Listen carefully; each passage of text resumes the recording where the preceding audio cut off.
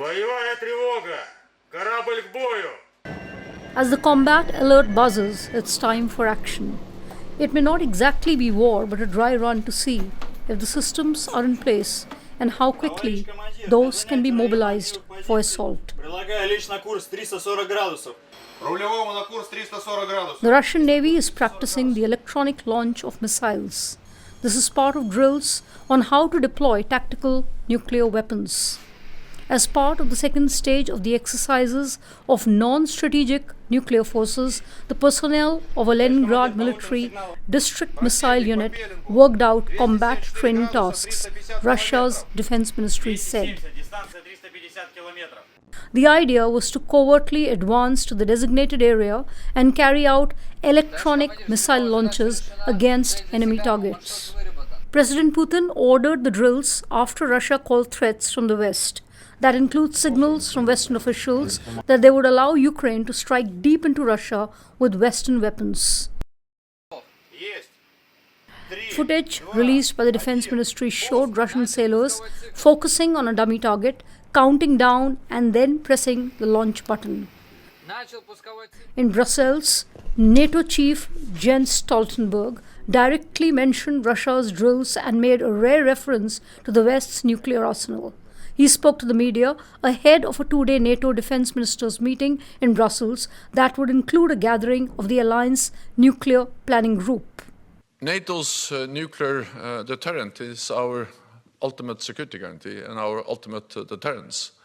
And this is something which is developed over many years, the nuclear sharing arrangements, where the United States has nuclear weapons in Europe, but where allies are providing the planes, the storage, the command and control, the support to make this an effective and secure part of NATO's total deterrence and defense.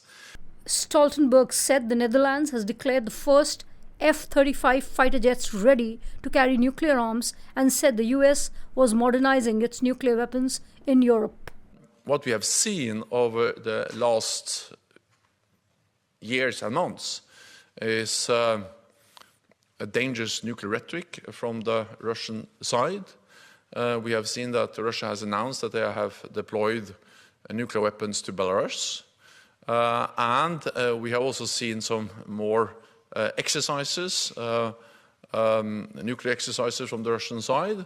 Stoltenberg also referred to the modernization of China's nuclear weapons, saying Beijing was expected to boost the number of nuclear missiles within a few years, and many of them can reach NATO territory.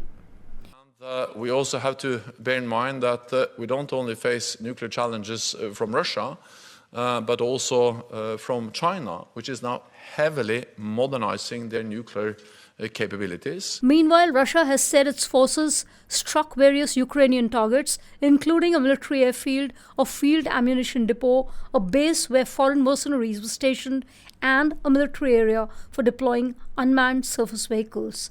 The Russian Defense Ministry released footage showing the destruction of a Ukrainian Su-25 warplane by one of its Lancet drones. The air attack was captured by a Russian high-altitude unmanned reconnaissance aircraft. Ukraine has claimed its troops repelled multiple Russian offensives in the east. Despite the ongoing offensive by Russia in the Kharkiv region, Ukraine says it currently has the situation under control.